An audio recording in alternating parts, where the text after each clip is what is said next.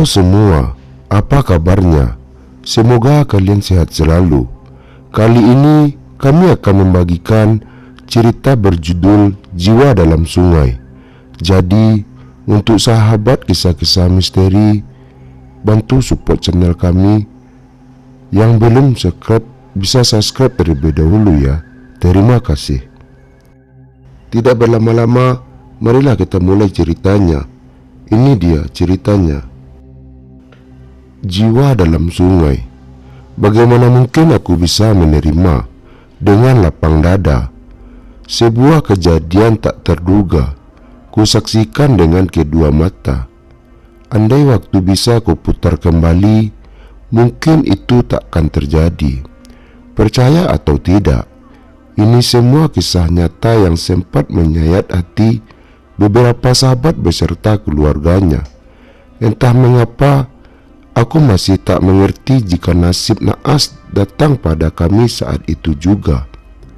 Kala itu, sekitar tahun 2004, seingatku, aku masih duduk di bangku SMA, tepatnya kelas akhir di tahun itu. Di sekolah aku punya 4 orang teman, 2 wanita dan 2 laki-laki.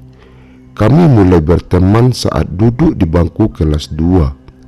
Alasan kami bisa berteman akrab juga lucu ceritanya. Berawal dari kami yang selalu berpapasan saat cabut dari sekolah. Sampai akhirnya kami menjadi begitu akrab setelah, oh iya, keempat temanku ini, Yani, Windy, Joko dan Tohib. Berteman kami terbilang sangat erat.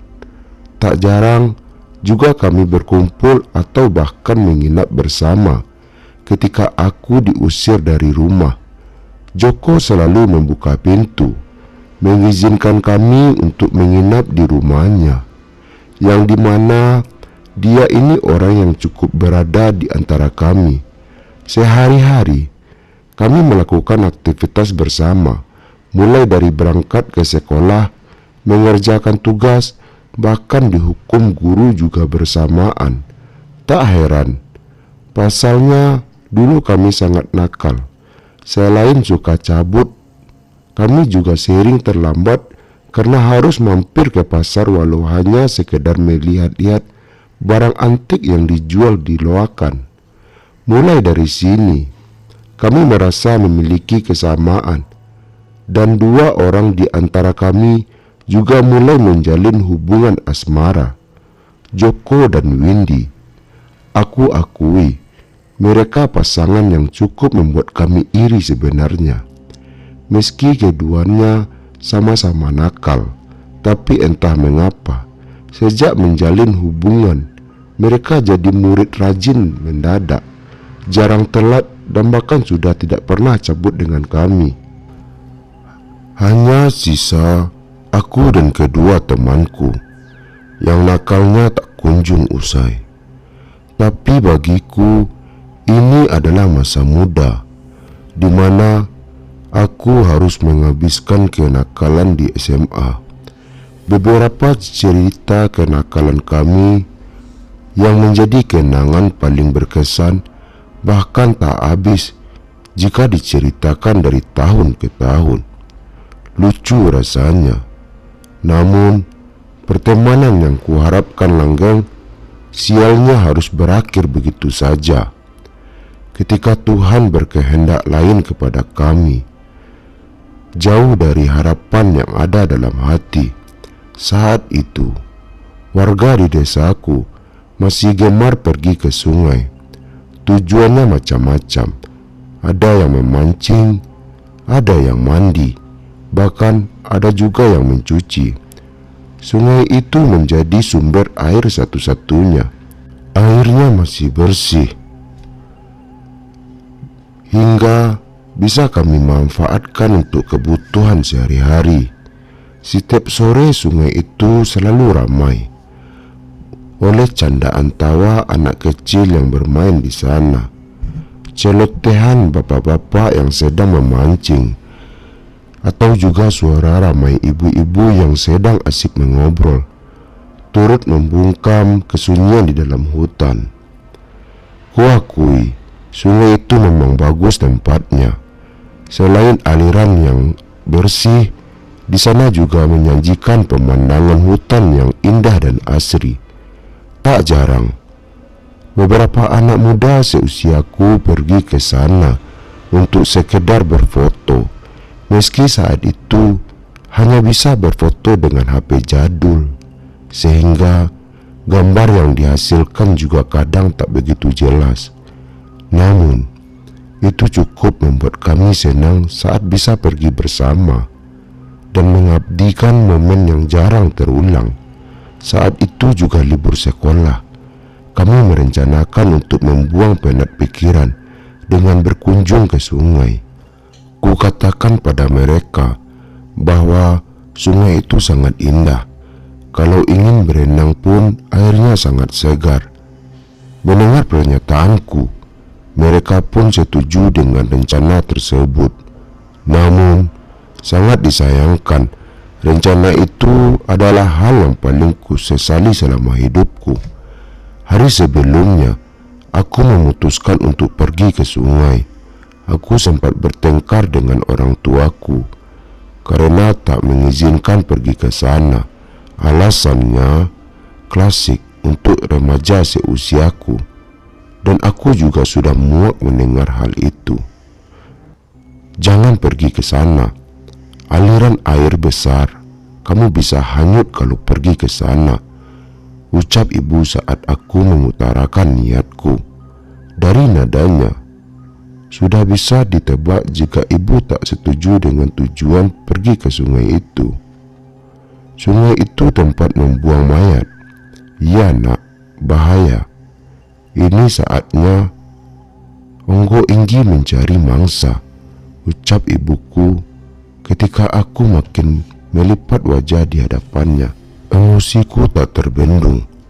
Usiaku yang masih labil juga mendukung aku untuk semakin memberontak. Apa iya? Aku gak percaya. Gak ada demit yang ibu bilang, apalagi mayat. Emosiku meninggi. Ku banting beberapa barang sambil mengerutu semauku di depan ibu. Aku tak percaya dengan mitos Onggo Inggi di desaku. Mereka bilang itu adalah demit yang senang menarik orang yang sedang bermain di dalam sungai. Begitu klasik alasannya. Tanpa bukti, aku makin tak percaya. Namun, cerita tentang mayat itu memang benar adanya. Beberapa tahun sebelumnya, desaku gempar karena ada penemuan mayat wanita yang nyaris tak dikenal, dibuang dan hanyut ke pinggir sungai. Sudah jelas, kami dibuat heboh. Pasalnya, baru ini ada mayat yang ditemukan mengambang, tak berbusana, dibuang begitu saja, tanpa identitas dan tanpa tanda-tanda. Hanya ada beberapa luka membiru. Polisi yang menanganinya mengatakan bahwa luka yang dia dapat karena mayat tersebut hanyut beberapa hari di sungai hingga akhirnya terdampar. Tak ada identitas yang menguatkan, sehingga penyelidikan tak membuahkan hasil apapun. Kasus itu pun kian hari dilupakan, tetapi tidak dengan mitos Onggo Inggi yang masih beredar. Kami masih percaya bahwa demit itu menguasai sungai saat alirannya sangat deras. Beberapa warga yang kerap menjadi korban dikaitkan dengan mitos yang beredar. Akan tetapi, aku tidak sepenuhnya percaya dengan mitos tersebut. Terlebih, tak ada bukti yang menguatkan. Beberapa korban hanyut, menurutku bukan karena ulah dedemit yang dikatakan, tapi karena aliran air yang begitu deras, sehingga kaki tak bisa menopang berat tubuh yang terhempas deras di air sungai. Aku tak mau tahu. Saat itu juga rencanaku harus berjalan dengan lancar. Beberapa nasihat serta sumpah serapah dari ibuku kuabaikan. Tak peduli itu pantangannya. Keesokan harinya, Kami pun berangkat dengan 2 sepeda motor yang masing-masing dikendarai oleh aku dan Tohib. Kami berangkat sekitar pukul 2 siang. Sengaja berangkat menjelang sore karena kami ingin menikmati senja di sana juga. Sebenarnya, perjalanan dengan motor tidak terlalu jauh, hanya saja tidak ada akses untuk masuk ke sungainya, sehingga kami perlu memakan banyak waktu untuk tiba ke tempat itu. Namun, tak menjadi masalah bagi kami. Rasa senang tiada tara, senyum kami mengimbang seketika. Kulihat wajah bahagia berseri dari tempat temanku, membuat aku semakin yakin dengan niat kami pergi ke sana. Terlihat ketika mereka mulai memuji tempat itu. Senang rasanya seakan aku menemukan ide paling menarik sepanjang masa. Pasti bakal asik main di sungai sambil berfoto, pikirku seketika. Langkah kami semakin dekat. Sebentar lagi akan tiba ke sana. Beberapa pasang mata langsung menoleh ke sekitaran, memandang perpohonan indah tinggi menjulang. Sepasang telinga pun turut dibuka lebar mendengar gemercikan air yang semakin terdengar menyambut kedatangan kami. Nanti kalau sudah sampai, pokoknya harus berenang, ucap Tohib.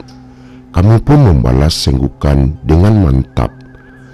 Tentu saja kami setuju. Sangat disayangkan kalau sudah pergi ke sana tapi tidak berenang. Joko bawa kamera toh, kan kita mau foto juga, katanya. Yani turut membuka suara, memastikan Joko membawa kameranya. Bawa, ini sama Windy kameranya, jawab Joko. Kami langsung bersorak mendengarnya. Bagi kami, ini adalah waktu yang tepat untuk mengabadikan momen yang tidak tentu bisa diulang. Terlebih, ini tahun terakhir kami di sekolah dan nantinya ketika lulus, kami akan berpencar.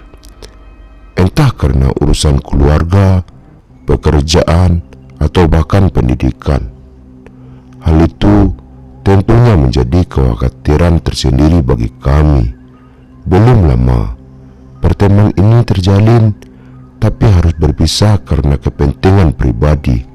Aku sangat yakin sulit bagi kami untuk bertemu walau sekedar melepas rindu. Capek, istirahat dulu di sini, sekalian foto-foto. Tohib yang tampak kewalahan itu pun pada akhirnya terduduk di tengah perjalanan. Aku memaklumi hal itu. Aku akui jalan untuk menuju sungai cukup sulit dan sangat licin. Butuh berhati-hati saat berjalan agar tidak terpeleset karena jalannya tertimbun lumut. Tapi bagiku, perjalanan sejauh ini dengan medan yang sulit sangat memudahkanku lakukan. Sebab sehari-hari juga aku harus mengambil air dari sungai untuk dibawa pulang ke rumah. Ya sudah, duduk dulu di sini. Aku segera menepi, mendudukkan diri di bebatuan yang terletak sepanjang jalan. Sambil beristirahat, kami juga mengabadikan momen dengan mengambil beberapa gambar yang nantinya hendak kami cetak sebagai kenang-kenangan. Seperti yang kubilang di awal, Joko adalah orang yang cukup berada di antara kami. Kamera yang dibawanya yang terbilang mahal itu sangat mahal di tahun itu. Bahkan hanya orang berada saja yang mampu membeli saat itu. Ketika gambar itu diambil, mataku terkesima melihatnya. Itu gambar yang cukup bagus untuk dicetak. Harapanku, mereka seketika melihat keempat temanku yang senang juga aku segera beranjak. Rasa pegal yang saya hadari hadir langsung hilang, tergantikan oleh semangat yang membara. Aku tidak sabar ingin berendam di dalam sungai yang segar airnya. Ya sudah, ayo jalan lagi, keburu sore. Tita Mataku pada mereka yang tengah asik memindah-mindahkan tombol kamera untuk melihat foto mereka. Wajah Yani yang terdongak menatapku. Matanya berbinar indah. Cukup membuatku terkagum ketika aku menatap dalam kedua mata gadis itu. Aku tidak berbohong jika Yani memang sangat cantik di antara beberapa teman yang sering dijodohkan denganku. Ayo, Yuni beranjak sambil menarik tangan Windy yang masih asik bercanda dengan Joko. Sudah ku bilang, kami iri dengan hubungan mereka, sambil memikirkan berbagai cara untuk memisahkan keduanya. Bahkan aku ingin mereka putus berhubungan. Hanya saja kami ingin keduanya memiliki waktu ketika kita ingin berkumpul lagi seperti biasa. Kami mulai melanjutkan perjalanan lagi. Sekitar 400 meter lagi sampai. Dari kejauhan, aku sudah melihat air terjun yang deras ke sungai itu. Air terjun itu tampak indah di mata kami. Tak sabar rasanya ingin segera tiba. Sambil berjalan, Yani dan Windy segera mengecek barang bawaan yang sudah kami rencanakan sebelumnya. Beberapa jajanan dan mie instan kami bawa untuk disantap ketika sampai di sana. Bukankah nikmat ketika selesai berendam langsung menyantap mie instan yang masih hangat-hangat. Langkah kami telah sampai di hadapan sungai yang memanjakan mata. Bersamaan dengan cahaya kuning keemasan yang mulai tampak di sana, memandang sore telah tiba. Namun, hal itu tak menghalangi niat yang kami susun sedemikian hingga setibanya kami di sana, Windy dan Yani mulai menggelar tikar sembari menata rantang berisi makanan yang sudah dibawa. Sementaranya aku, Joko dan Tohib mulai pemanasan. Kami segera telanjang dada dengan mengenakan celana sepaha. Sudah, ayo keburu sore, ajak Joko dengan antusias. Dibalas anggukan oleh Tohib yang juga tak sabar ingin segera tersentuh oleh jernihnya air sungai di sana. Namun, entah mengapa aku mendadak ragu. Rasa was-was hadir seketika, memeluk erat ketakutanku. Aku khawatir. Setibanya kami di sana, kurasakan ingin sejuk menyapu kulit. Tak seperti biasa. Aku juga punya firasat buruk setelahnya. Kutatap dengan hangat senyuman kedua temanku yang sudah menunggu sambil tertawa terbahak-bahak. Mereka sedang bergurau tanpa tahu keadaan yang sebenarnya. Aliran sungai begitu deras dari arah selatan menuju utara. Benar apa yang dikatakan ibu kemarin. Entah mengapa aku mendadak percaya dengan mitos Onggo Inggi yang menunggu sungai itu. Mesti aku ini orang yang skeptis terhadap hal gaib. Namun kutakukan itu berhasil menguasai diriku. Langkahku ragu-ragu, berhendak menghentikan niat kedua temanku. Sembari mengulur waktu, aku rasa tidak terlalu buruk jika kami mengambil beberapa gambar dahulu sebelum berenang di sana. Hei, kesini, kita foto dulu aja, pekiku pada Joko dan Tohib. Mendengarnya, mereka sontak memutar kedua bola mata dengan mata yang malas. Bagaimana tidak?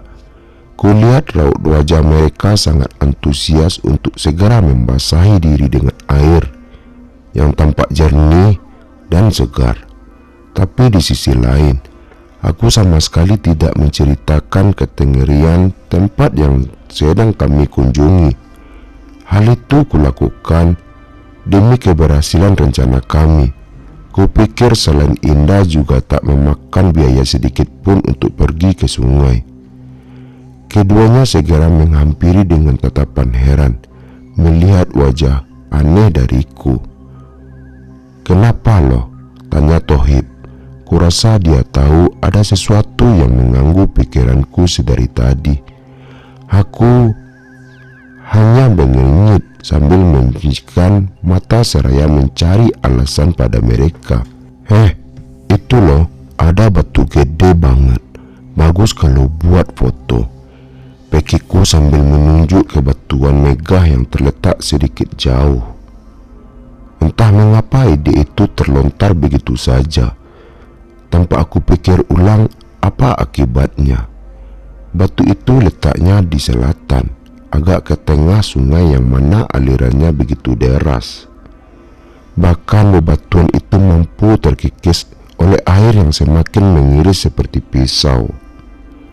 Aku lebih tidak menyangka ketika kedua langsung mengiyakan ajakanku tanpa memikirkan ulang risikonya. Mati aku, pikirku setelah dari tadi. Wah, serius ini siplah. Mata Tohib terbinar menyambut Joko.